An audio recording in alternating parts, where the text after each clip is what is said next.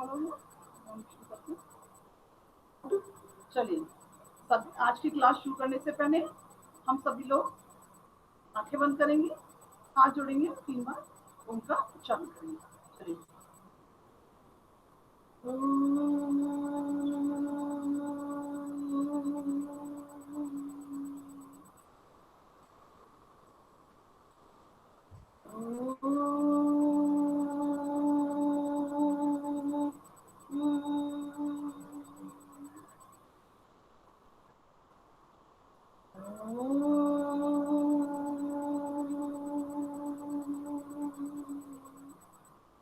साई राम, साई राम। चलिए, आज जैसा कि हमने आपको जो इनविटेशन भेजा था उसमें मैंने आपको लिखा था कि आज हम रामायण पढ़ेंगे, क्योंकि आप लोग पिछली बार जब समर वेकेशन से पहले आप लोग लगातार बोल रहे थे कि मैम हम रामायण कब पढ़ेंगे, हम रामायण कब पढ़ेंगे। तो आज हम रामायण शुरू कर रहे हैं, क्योंकि ऑलरेडी हमारे 5 चैप्टर हो गए हैं। तो हम आज पहले 2 दिन रामायण पढ़ लेंगे, फ्राइडे और सैटरडे, फिर नेक्स्ट वीक में हम देखेंगे। ओके, तो हमने आप लोगों को दिया था कि अवधपुरी में राम। कितने बच्चों ने उसको पढ़ा? यस लिखें, बाय लिखें चैट बॉक्स में। कितने बच्चों ने रीड किया आज? चैट बॉक्स में वाई लिखकर भेज सकते हैं। ओके, अक्षर जैन, ओके। और बस एक अकेला अक्षर जैन ने ही पढ़ा। चलिए, ठीक है, कोई बात नहीं। आज हम लेकिन जब मैं पढ़ा रही हूँ भाव्य का, जब मैं पढ़ाऊंगी तब बहुत ध्यान से सुनना पड़ेगा, क्योंकि मैं लास्ट में आप लोगों को ना एक फॉर्म दूंगी। उसमें जो भी मैं आज पढ़ाऊंगी उस फॉर्म से संबंधित उस पार्ट से संबंधित उसमें क्वेश्चन होंगे, और उन क्वेश्चन को आपको करके सबमिट करना है गूगल फॉर्म के द्वारा। समझ आ रहा है आप सबको? इसलिए आज जो मैं लेसन पढ़ाऊंगी लेसन को ध्यान से सुनना पड़ेगा, जिससे आप उस मल्टीपल चॉइस का जो क्वेश्चन आंसर हम आपको देंगे उसे बहुत अच्छे ध्यान से आप लोग कर पाएंगे। ओके, चलिए, के बाद हम शुरू करते हैं। हम पीपीटी के माध्यम हम अपनी स्क्रीन शेयर करते हैं। ओके,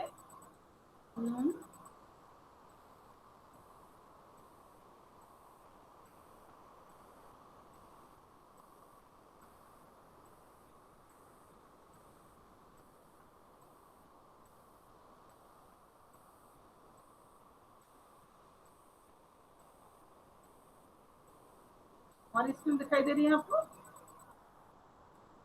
दिखाई दे रही है? Yes ma'am. ओके, चलिए, अब हम आपको एक पीपीटी के द्वारा इस पार्ट को एक्सप्लेन करेंगे। ठीक है, ये है आपका फर्स्ट चैप्टर, अवधपुरी में राम। जैसा कि अभी छुट्टियों में, लॉकडाउन में हमारे दूरदर्शन पर भी क्या आया था, रामायण दिखाई गई थी। तो बहुत सारे बच्चों ने हमें बताया था कि हम रामायण देख रहे हैं, उस रामायण में हम बहुत सारी चीजें समझ रहे हैं, जान रहे हैं। तो उन्हीं अब हम आपके ये बुक जो आपकी है उसके आधार पर आपको एक्सप्लेन करेंगे। ठीक है, चलिए, हम रामायण, जिसमें मर्यादा पुरुषोत्तम युग पुरुष श्री राम की कथा का वर्णन है। इसे महर्षि वाल्मीकि के द्वारा लिखा गया। राम के चरित्र को जनमानस के लिए तुलसीदास जी ने भी रामचरितमानस ग्रंथ को लिखा है, परंतु आज हम जिसको पढ़ रहे हैं उसमें राम जो कथा है वो वाल्मीकि कृत है, माने वाल्मीकि के द्वारा लिखी हुई है। तो सबसे पहले ये कथा जो है वो कथा है अवध की, बहुत पुरानी है। ये अवध जो है वो सरयू नदी के किनारे एक बहुत सुंदर, देखिए आप देख रहे हैं चित्र में कि कितनी सारी अयोध्या के यहाँ पर चित्र दिखाई दे रहे हैं। सरयू नदी, अभी जो नया राम मंदिर का निर्माण होना है उसका चित्र, ये अयोध्या का यहाँ पर दिखाया जा रहा है। तो ये अवध जो था उस सरयू नदी के किनारे बसा हुआ था, एक सुंदर सा नगर, देखने योग्य, बहुत ही दर्शनीय, भव्यता जैसे इसका दूसरा नाम हो। अयोध्या केवल राजमहलों से भव्य नहीं थी, वहां पर दूसरी की जो इमारतें थी वो भी बड़ी बड़ी विशाल सुंदर आलीशान थी। वहां की सड़कें बहुत चौड़ी, बाग बगीचे बड़ा ही सुंदर था, पानी से भरे हुए तालाब, सरोवर और वहां पर लहराती हुई फसलें। ऐसा लगता था जैसे अयोध्या नगरी हर तरह से संपन्न है और उसकी संपन्नता कोने कोने तक बिखरी हुई है। उस अयोध्या नगरी में सभी सुखी थे, किसी को भी विपन्नता का पता भी नहीं मालूम था। विपन्नता मतलब गरीबी। ऐसा लगता था जैसे गरीबी अयोध्या का रास्ता ही नहीं जानती है, ऐसा राज्य था। ये सरयू नदी के किनारे बसा हुआ था। लेकिन यहाँ क्या था, यहाँ के राजा थे दशरथ। राजा दशरथ जो बड़े ही न्यायप्रिय थे। राजा दशरथ महाराज अज के पुत्र थे और उनके वैसे राम के जो कुल है उसे रघुकुल भी कहा जाता है, जिसमें कहा जाता है कि रघुकुल की रीति ऐसी है कि अपने बच्चों के लिए प्राणों को भी दांव पर लगा देते हैं। वहां पर सब कुछ अच्छा था, सुख समृद्धि, आपस में व्यक्ति का व्यवहार, मर्यादाएं, सभी जगह पवित्रता थी, सभी जगह शांति थी। राजा दशरथ भी बहुत यशस्वी थे, राज सुख था। लेकिन राजा को एक बात का बड़ा दुख था। क्या दुख था राजा को? राजा को एक दुख था कि उनके कोई भी संतान नहीं थी। ये संतान का दुख उन्हें बहुत कष्ट पहुंचाता था। उनकी 3 रानियां थी, कौशल्या, सुमित्रा और कैकेयी।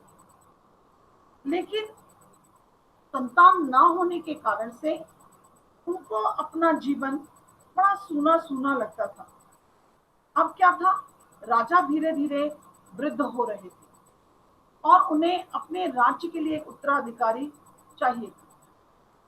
अब इसकी चिंता में वो भूले जा रहे थे, तो उन्होंने अपने कुलगुरु वशिष्ठ से बात की और वशिष्ठ से जब चर्चा की तो मुनि वशिष्ठ ने उनको बताया कि चिंता की कोई बात नहीं है, आप एक कार्य करें, आप संतान प्राप्ति के लिए एक पुत्रेष्टि यज्ञ कराएं। संतान प्राप्ति के लिए पुत्रेष्टि यज्ञ कराया जाए और यह यज्ञ महान तपस्वी ऋषिशृंग के देखभाल में होना चाहिए। ऋषिशृंग कौन थे?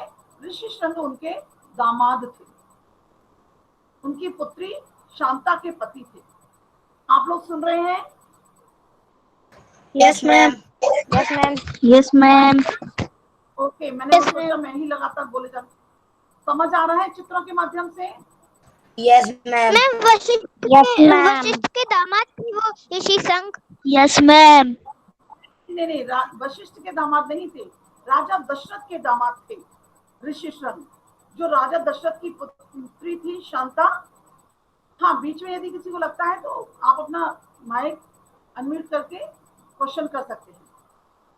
राजा दशरथ के दामाद थे ऋषिशृंग, उनकी पुत्री का विवाह ऋषिशृंग के साथ हुआ था। उनकी पुत्री का नाम था शांता।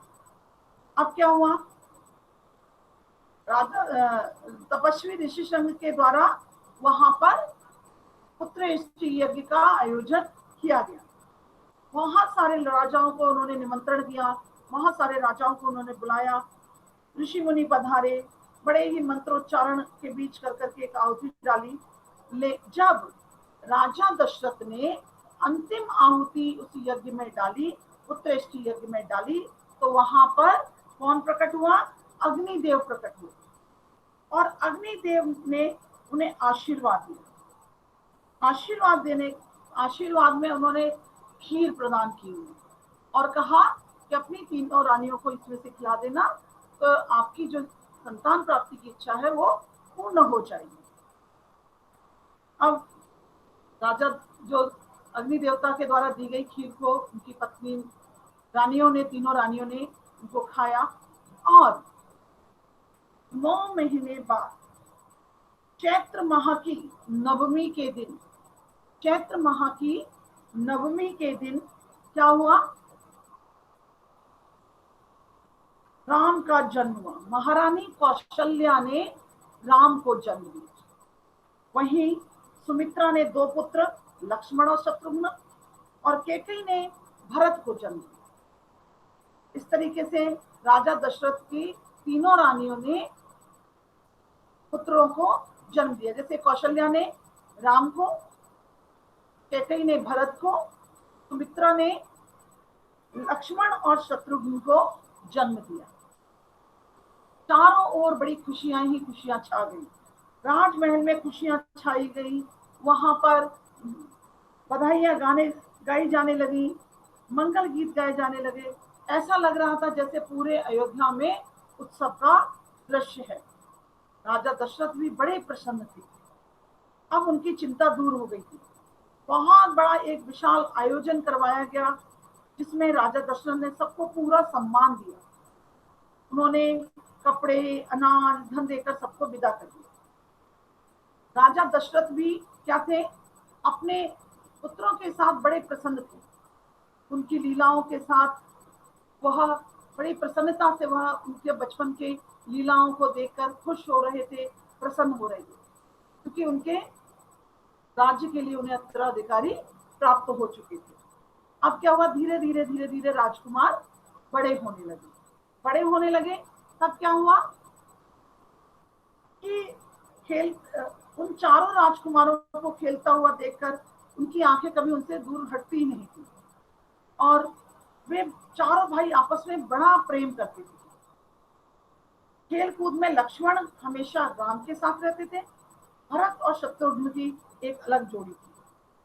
लेकिन धीरे धीरे क्या हुआ कि जब बड़े हुए तो चारों राजकुमारों को क्या किया? शिक्षा दीक्षा के लिए कुशल और अपनी विद्या में दक्ष गुरुजनों से ज्ञान अर्जित करने के लिए भेज दिया गया। शास्त्रों का इन चारों राजकुमारों ने शास्त्रों का अध्ययन किया, शस्त्र विद्या सीखी। चारों राजकुमार कुशाग्र बुद्धि के थे। जल्द ही जल्द वो सारी विद्याओं में पारंगत हो गए। समझ में आ रहा है? Yes, ma'am. Ma'am. Yes, ma'am. Yes, ma'am.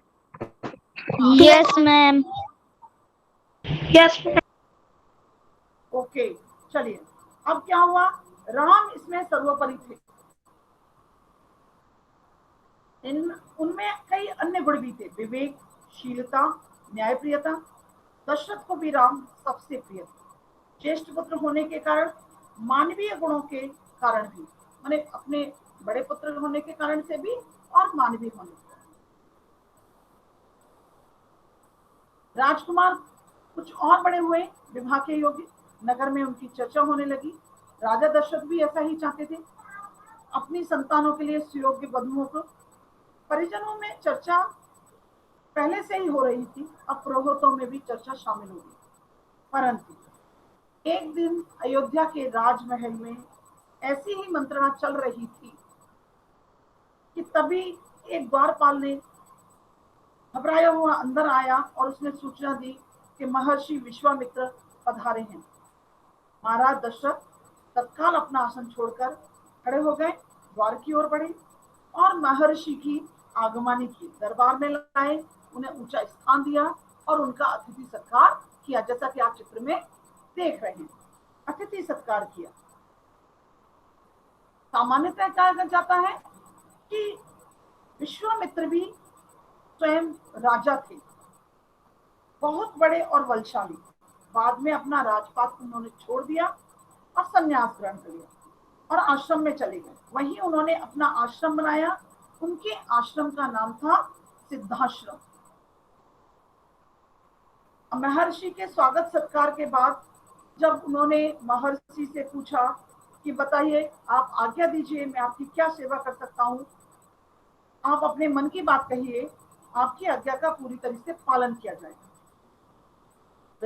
Vishwamitra ji बोले, राजन, मैं जो मांगने जा रहा हूँ उससे देना आपके लिए कठिन होगा। लेकिन दशरथ ने क्या कहा, आप आज्ञा दीजिए महर्षि, मैं उसे बिल्कुल पूरा करूंगा और उसे पूरा करने के लिए तत्पर हूँ और बिल्कुल उसमें हिचकूंगा नहीं। तो उन्होंने बताया कि मैं एक सिद्धि के लिए यज्ञ करना जा रहा हूँ। अनुष्ठान लगभग पूरा हो गया है, लेकिन क्या हो रहा है वहां पर कि राक्षस हैं दो, वो हमारे अनुष्ठान में बार बार बाधा डाल रहे हैं। तो मैं चाहता हूँ कि आप अपने ज्येष्ठ पुत्र को, राम को, मुझे सौंप दें, तो मेरे अनुष्ठान की रक्षा करने के लिए। जैसे ही उन्होंने इस बात को बोला तो राजा दशरथ तो एकदम हतप्रभ रह गए। उनको लगा कि मुनिवर कुछ भी मांगने आए होंगे, लेकिन उन्होंने कभी सोचा नहीं था कि वो राम को मांगने आए, क्योंकि उस समय राम की उम्र केवल 16 साल थी। अब वो चिंता में पड़ गए। उन्होंने कहा कि विश्वामित्र ने जब उनकी दुविधा को देखा तो समझ गए। बोले, यज्ञ 10 दिन में संपन्न हो जाएगा और 10 दिन बाद में आपके पुत्र को लौटा दूंगा। लेकिन राजा दशरथ बहुत विचलित हो गए, वो डर गए कि 16 साल का युवक कैसे बड़े बड़े राक्षसों का, मायावी राक्षसों का सामना करेगा। देखिए, अभी तक ऋषि वशिष्ठ जो थे वो शांत थे। राजा दशरथ डर के बेहोश हो गए। जब उन्हें होश आया तो उन्होंने बहुत प्रार्थना की कि मतलब आप मेरे पुत्र को मत ले जाइए। लेकिन इस बात को लेकर बड़े चिंतित हो गए राजा दशरथ और वो शोक में डूब गए। लेकिन क्या हुआ, इस तरीके से राजा दशरथ को जब उन्होंने शोकग्रस्त देखा तो उन्होंने क्या किया, वो महर्षि विश्वामित्र को क्रोध आ गया और वो क्रोधित हो गए। कहा कि ऐसी बात नहीं है कि मैं उन राक्षसों को मार नहीं सकता हूँ, मैं भी उन राक्षसों को मार सकता हूँ, परंतु यज्ञ का एक नियम है कि उस नियम में क्रोध नहीं करना है। और यदि मैं क्रोध करूंगा तो निश्चितता मेरा यज्ञ जो है, अनुष्ठान, यज्ञ खंडित हो जाएगा और अनुष्ठान भी अधूरा रह जाएगा। राम के लिए राजा दशरथ बहुत प्रार्थना करते रहे, परंतु विश्वामित्र जब बहुत ज्यादा क्रोधित हो गए और उन्होंने कहा कि तुमने वचन दिया था और रघुकुल की ये रीति है कि वचन देकर वापस नहीं वो लौटते। के बाद जब बहुत हो गया तो वशिष्ठ ने राजा दशरथ को समझाया, कहा ऐसा कुछ नहीं है, आप भेज दीजिए राजकुमारों को। निश्चितता है विश्वामित्र के पास रहकर कुछ विद्याओं को वो ग्रहण करेंगे और ग्रहण करके वो वापस आ जाएंगे। वो सिद्ध पुरुष हैं, गुप्त विद्याओं के जानकार भी हैं, वहां से वो नई विद्याएं सीख लेंगे। राजा ने बड़ी दुखी मन से राम और लक्ष्मण को विश्वामित्र के साथ भेज दिया। दोनों भाई अपनी माँ और पिताजी की आज्ञा लेकर बड़े आज्ञाकार करके और विनम्रता के साथ महर्षि बिना विलंब किए महर्षि विश्वामित्र के साथ आगे चल दिए। और विश्वामित्र आगे आगे और दोनों भाई अपने धनुष और तुरंग को संभाले, कमर पर तलवार लटकाए विश्वामित्र के साथ चलने लगे। तो इसमें कोई डाउट है तो पूछो, फिर मैं आप लोगों को देती हूँ। कुछ डाउट है क्या? ये आपका मैम पर हाँ बोलिए बोलिए, ये आपका फर्स्ट मैम हाँ, मैम पर जो राम जी थे वो तो कभी तलवार लेकर चलते ही नहीं थे। क्यों नहीं लेकर चलते थे? जब किसी की रक्षा करने के लिए जा रहे हैं वहां पर, वो इसलिए तो नहीं जा रहे हैं कि घूमने जा रहे हैं। वहां पर उन्होंने कहा है ना कि राक्षसों से हम उसको बचाना है, यज्ञ की रक्षा करनी है, अनुष्ठान की रक्षा करनी है, इसलिए वो पूरी तैयारी के साथ पर वहां पर गए। मैम पर वो तो धनुर्धर थे ना। धनुर्धर होने के साथ साथ ये नहीं होता है कि केवल धनुर्धर थे, सारे शस्त्र विद्याएं उन्होंने सभी सीखी हुई थी।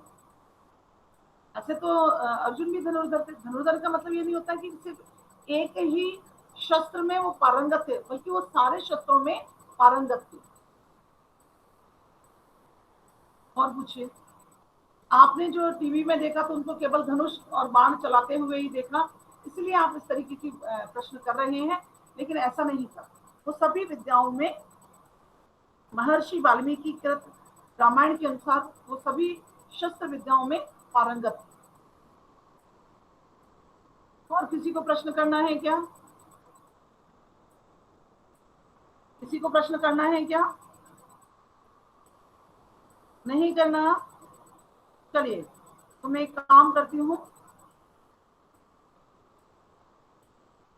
ये जो आपका वो है,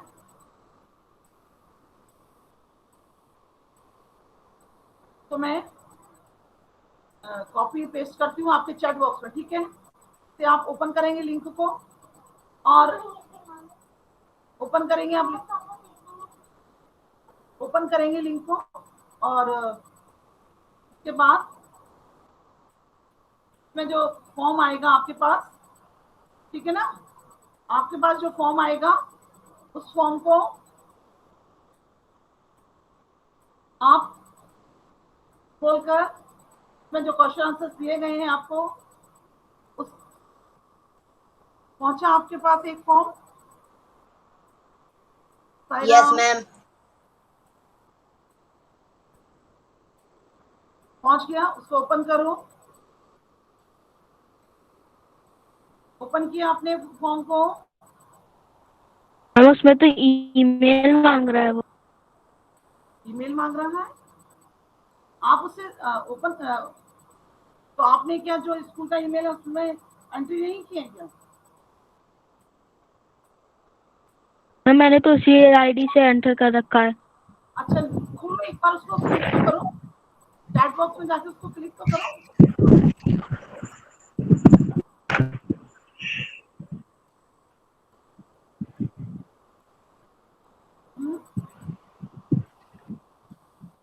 क्लिक तो करो उसको। देखिए मैंने उसको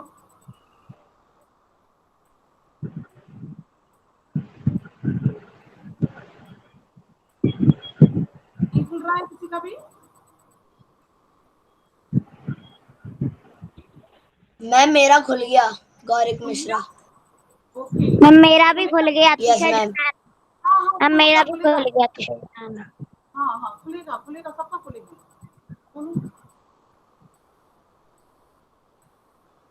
देखो मैं यहाँ पर ओपन करती हूँ उसको, देखो मेरा भी खुल गया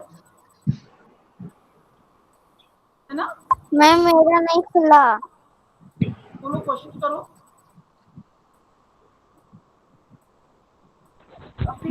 मैम मेरा भी नहीं खुला। कौन है इसका नहीं खुला?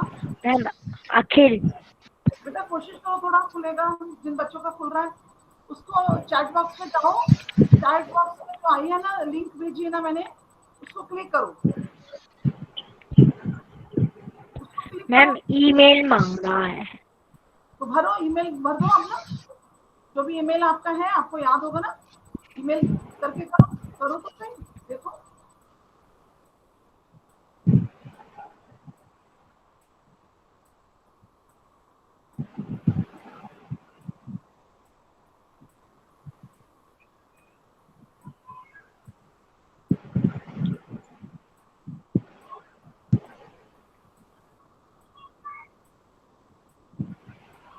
देखो एक बार जाके देखो कितने बच्चे हैं।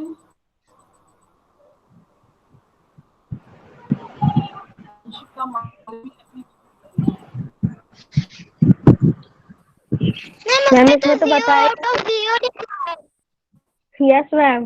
एक मिनट बोलिए, यस क्या मैम, हुआ? उस पे 0। मैम मैंने कर लिया है, लेकिन उस पे 0 आउट ऑफ 0 लिखा आ रहा है। में कोई पॉइंट्स नहीं है। क्या नहीं है वहाँ पर? यस मैम, उसमें वो जीरो बता आउट ऑफ जीरो लिखा आ रहा है। Ma'am ma'am 0 zero out of 0 आ रहा है। पहले उसको फिल कर दिया पूरा? Yes ma'am. Yes ma'am. Ma'am submit कर दिया है लेकिन 0 आउट ऑफ 0 लिखा आया है। मैम उसके बाद स्कोर पर भी क्लिक करा तब भी वही आ। ओके, मैं एक बार मैं क्लिक करती हूँ, देखिए आप। मैम वीओ स्कोर पे आया है तो मैम इसमें 0 पॉइंट्स लिखा है आपके में भी। लेकिन ये पॉइंट अभी थोड़ी सा आपने, चलिए आपका खुला है ये। मैम आपने शायद 0.6 का लिखा होगा। Yes ma'am. Yes ma'am. हाँ, हो मैम सकता उसमें है। ये मैम भी बता रहे हैं कि आपने हमारा गलती से सही पाँच में ना 2 की जगह 0 लिख दिया होगा, इसलिए ना मैम ऐसा आ रहा है। ओके ओके, मेरे उसमें भी Yes, ma'am. वहाँ पर मुझे पॉइंट देना था, 1 पॉइंट का एक है ना।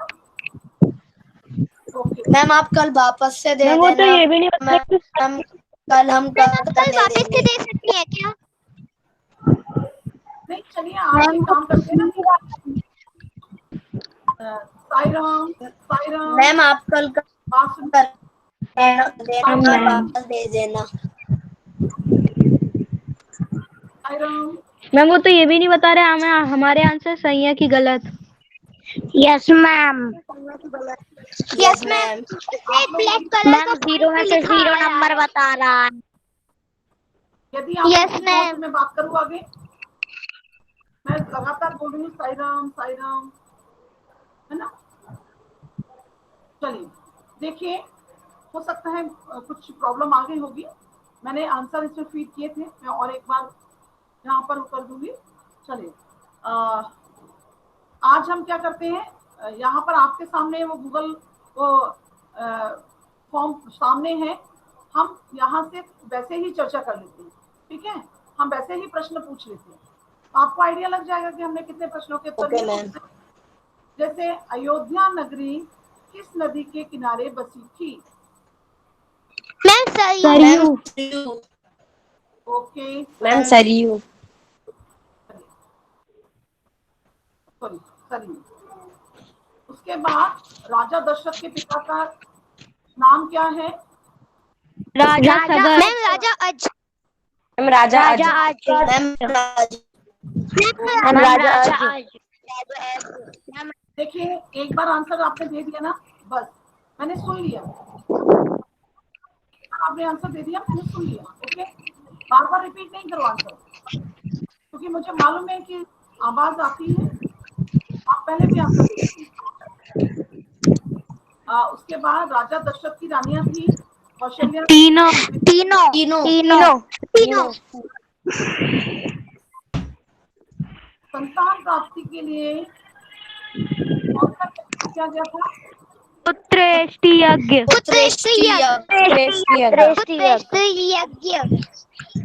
राम का जन्म हुआ था चैत्र मास की मैम कार्तिक मास चैत्र मास की नवमी को। कार्तिक नहीं, चैत्र मास की नवमी को हुआ था। इसमें से कौन सी जोड़ी सही की है?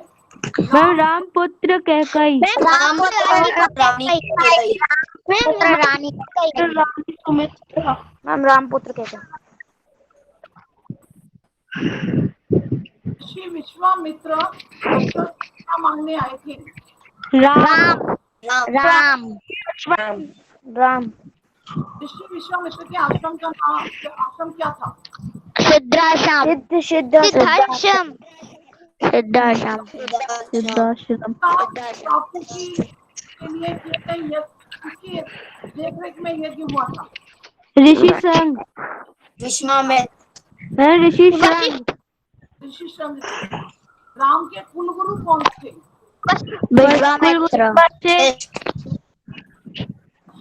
वशिष्ठ। मैम ऋषि वशिष्ठ। तो मेरा भी शायद से 0 ही रहेगा। Ma'am 0 out of 0। हाँ ये कोई बात नहीं, मैम 0 आउट ऑफ 0।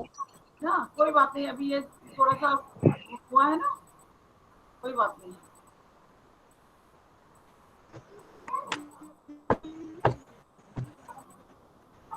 चलिए, अभी आपको कोई डाउट है क्या? अभी आपको कोई डाउट है क्या? No ma'am. किसी भी तरीके का कोई डाउट ये फर्स्ट अवधपुरी में राम के लिए? अच्छा, राम का जो बचपन था उससे संबंधित आप कुछ बात अपने तरफ से बताना चाहिए? यदि किसी को जानकारी है तो वहां से मुझे यस लिखे चैट बॉक्स में, अपना नाम लिखिए, उसके बाद मैं वो करूंगी, उससे पूछूंगी, ठीक है ना? अब हम वापस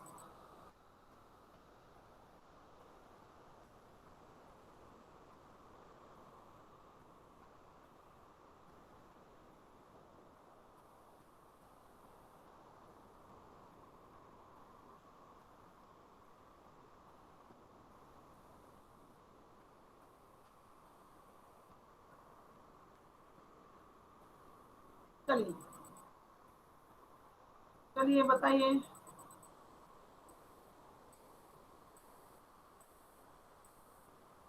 बताएंगे आप कोई भी? साई राम, साई राम बोलेंगे कुछ रामायण से संबंधित कुछ अपने आपके पास कुछ जानकारी? ओके, देवांश द्विवेदी, चलिए अपना माइक। ओके, देवांश द्विवेदी बोलिए। मैम वहाँ का तो एक स्लोगन भी था ना रघुकुल का, रघुकुल रीत सदा चली आए, प्राण जाए पर वचन न जाए। Good, very good. हाँ, ये एक वहां पर दोहा था, रघुकुल रीति सदा चली आई, प्राण जाए पर वचन न जाए। ओके, चलिए, और कौन बोलना चाहेगा? अपना नाम लिखे, फिर मैं उससे प्रश्न करूंगी। ऐसे कोई भी नहीं बोलेगा, पहले अपना बोले कि मैं बोलना चाहता हूँ।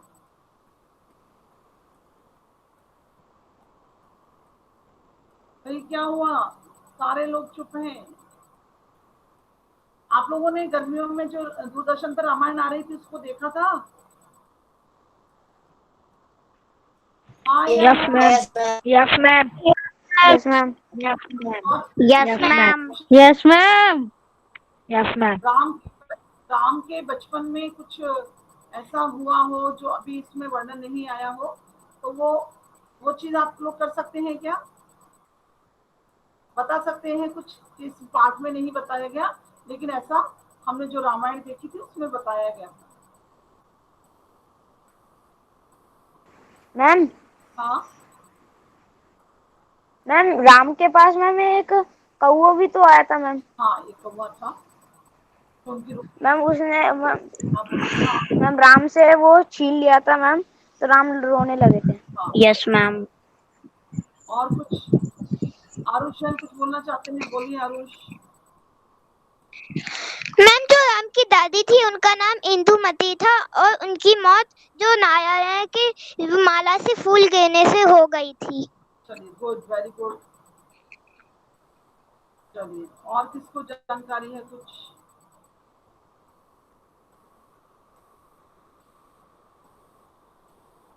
और बताना चाहेंगे? अभी अपने पास 4 मिनट्स और हैं, तो बोलना चाहेंगे? अच्छा, ये जो 10 प्रश्न हमने आपको दिए हैं, आपके चैट बॉक्स में पहुंचे हैं, इनको ही कॉपी में आपको लिखना है। Okay, no response. मैम हम कैसे लिख सकते हैं? देख के लिखना पड़ेगा ना, लेकिन अभी इतनी देर तक तो रहेगा नहीं कि आपका ये लिंक। मैम आप लिंक वापस से भेज दीजिए, वो डिलीट हो गई। ओके, कोई बात यस नहीं। मैम वापस से भेज मैम, दीजिए। मैम मैं आप ये तो व्हाट्सएप पे भेज देना। हाँ, ये वाली मैम तो है ना, हमें उसको लिंक को कॉपी कर लेंगे। मैम आप लिंक को फोटो, मैम आप व्हाट्सएप पर भेज देना लिंक को। व्हाट्सएप पे। लेकिन अब एक बात ध्यान रखना, मैम एक चीज ध्यान रखना कि कल हम जंगल और जनकपुर ये पाठ पढ़ेंगे, ठीक है ना, जंगल और जनकपुर। ठीक है, तो अब आपको क्या करना होगा, क्या करना होगा, जंगल और जनकपुर को रीड करके मैम इसे इसे पढ़ना होगा, पड़ेगा। जंगल और जनकपुर में पढ़ना होगा। जंगल और जनकपुर को पढ़ना होगा, रीड करके मेरे रखना भाई होगा। और जो हमें आता है वो भी हम लिख सकते, मैम वो भी हम बता सकते हैं कि जो हमने दूरदर्शन पे देखा है और इसमें नहीं, इसका वर्णन नहीं किया गया है, उसे भी हम कल बता सकते हैं। हाँ बता सकते हो। देखिए वही तो मैं आज पूछ रही हूँ, अपने पास जो समय है मैं उसमें वही मैम पूछ रही हूँ कि मैम आपने और क्या, ये तो क्या है, बाल कथा है, मैंने उसको शॉर्ट में करके आपको बताया जा रहा है, सारी चीजें मेन बातें जो है वो आपको बताई जा रही हैं, लेकिन आपको जो और तैयारी करनी है ना, तो आप और कर सकते हैं। ठीक है, मैं इस फॉर्म को तो आप लोगों को उसको भेज दूंगी, जिससे आप अपनी कॉपी में इन क्वेश्चंस को उतार दीजिए। कुछ और किसी को भी पूछना है, अतिशय आपको कुछ पूछना नहीं है तो आप अपना माइक बंद कर दीजिए।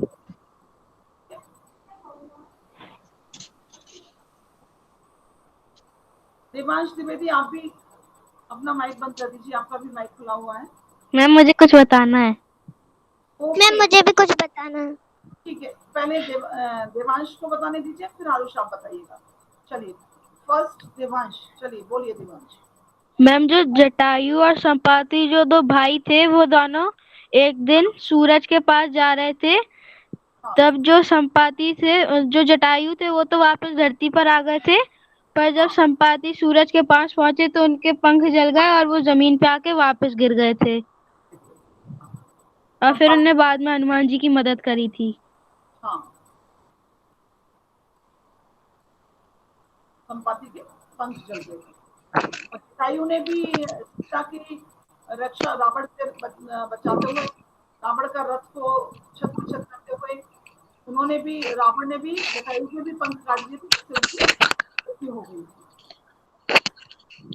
चलिए मैम जो महर्षि विश्वामित्र थे उनने राम को कुछ अस्त्र शस्त्र दिए थे और उनने कहा था कि तुम इसका इस्तेमाल किसी के जहाँ पे अन्याय हो रहा होगा वहाँ पर न्याय की रोशनी फैलाने के लिए ही करोगे, हाँ, या फिर जहाँ पर कुछ गलत हो रहा होगा वहाँ पे अच्छाई करोगे। ऋषि विश्वामित्र ने उन्हें मायावी विद्याओं, जो क्योंकि सबको ही मालूम था कि राम का अवतार रावण को मारने के लिए हुआ है, तो वहां पर राक्षसों के साथ, असुरों के साथ युद्ध करने के लिए मायावी शस्त्रों की, मायावी विद्याओं की भी जरूरत थी। तो उस समय विश्वामित्र के द्वारा राम और लक्ष्मण को मायावी शक्तियों से, मायावी विद्याओं से भी पारंगत किया गया था इस समय। चलिए ठीक है, आज का हो गया ये। मैम मुझे एक और बात बतानी है। हाँ बोलो जल्दी फटाफट से। मैम जो विश्वामित्र का जो यज्ञ था